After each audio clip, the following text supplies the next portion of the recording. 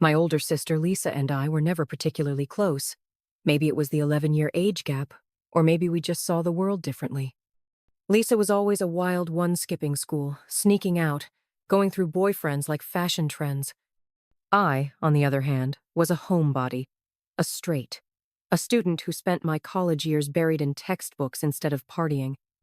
By 31, I was married with a son. At 42, Lisa was on her third marriage. As long as I could remember, she never wanted kids. She wasn't affectionate toward them. Not even toward her only Nephawat best, he'd get a stiff hug when they met. But everything changed when I got pregnant with twins. I shared the news at our mom's birthday party. The whole family was thrilled, showering me and my husband with congratulations to everyone except Lisa. She rolled her eyes and muttered, "Why are you multiplying like rabbits? You already live in a tiny apartment. Where are you going to put more kids?" Her words stung, bringing me to tears. Yes, our place was small, but we were already in the process of selling it and looking for something bigger. I couldn't understand Lisa's hostility. I stayed out of her life. Why? Couldn't she do the same for me? If she wasn't happy for me, why not just stay silent?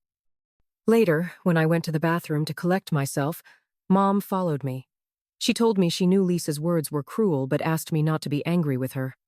Apparently, Lisa had recently decided she wanted a child, only to be told by doctors that it wasn't possible for her.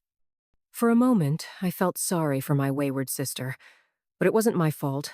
Lisa had terminated several pregnancies in the past because she never wanted kids. Now she had to live with the consequences of those choices.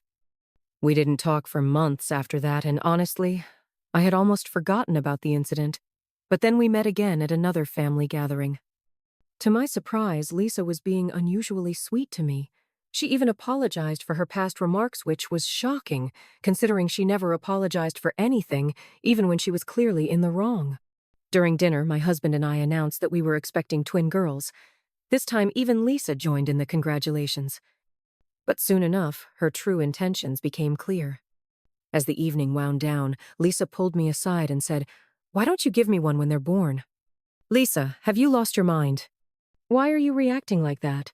They're going to be identical anyway, and it'd be easier for you with just one," she said, as if she were asking for a spare pair of shoes. Thankfully, my husband walked up just then and said it was time for us to go. I said a cold goodbye to Lisa, hoping this was just a terrible joke. But it wasn't. When she realized I wasn't going to hand over one of my babies, she turned to my husband. First, she repeated her request. Then she tried offering money. She said she'd pay $200,000 if we gave her a child to raise as her own.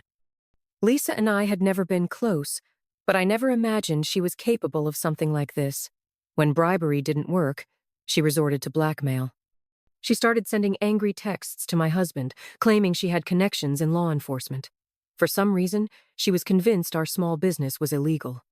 She threatened to ruin our lives if we didn't give her what she wanted. Honestly, I was ready to go to the police and file a report. The only thing stopping me was Mom, heart wasn't strong, and I worried about the stress it would put on her. Instead, I decided to talk to Lisa's husband, Eric. I hoped at least one person in that household had some sense. When Eric found out what Lisa had been up to, he was horrified. He apologized profusely, swearing he had no idea she was capable of this. After I told him everything, Lisa stopped messaging us. But 2 weeks later, Mom called, furious, accusing me of destroying Lisa's marriage. Turns out, Eric had filed for divorce soon after our conversation. Of course, Lisa hadn't told Mom the whole story. I had no choice but to tell Mom everything. At first, she didn't believe me until I showed her the messages. I hadn't wanted it to come to that, but what else could I do? It's been years now, and Lisa and I still don't talk. Our parents stopped inviting her to family gatherings. I do feel guilty about her marriage falling apart, but I had no choice. I love my children more than anything in the world, and I will never let anyone take them from me.